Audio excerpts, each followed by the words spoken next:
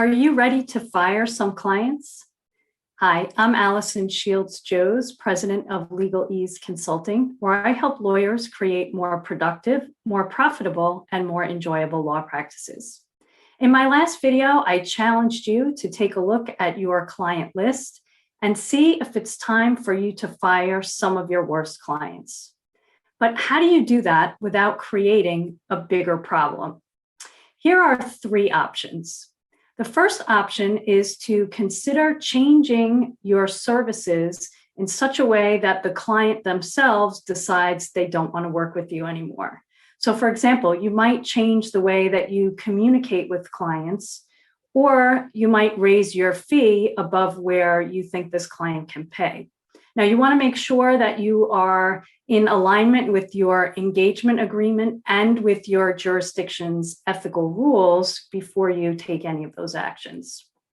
The second option is to suggest to the client that another lawyer might be a better fit for them. Let's face it, it's a personal relationship between lawyer and client. And sometimes you're just not the right fit. But someone who is your nightmare client might be a dream client for somebody else. Take a look at your contact list and see if there are other attorneys in your area that might be a better fit for this particular client, and try to refer the client to one of those attorneys. If neither of those two is an option, your third option is to just fire the client outright. If you need to do that, you'll want to set up a call or a meeting to tell the client that you will no longer be working with them. You want to be brief and professional. Don't argue with the client. This is not the time to tell the client why you're right and they're wrong. You just want to explain to them that you're not the right fit for them and they may be better served working with someone else.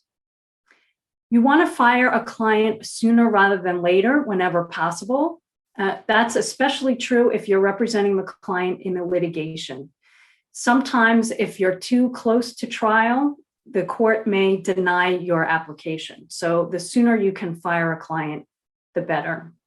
Whenever you fire a client, whether they leave on their own or you refer them to someone else, or you're just firing them outright, you want to make sure you follow up with a disengagement letter to memorialize the fact that you no longer represent that client. You'll also want to give the client their file and any information that they will need to proceed, such as upcoming deadlines or court dates. Again, I'm Allison Johs, president of Legal Ease Consulting. And if you want to know how to fill your practice with great clients, download my workbook, Attracting and Keeping the Best Clients, on my website at lawyermeltdown.com.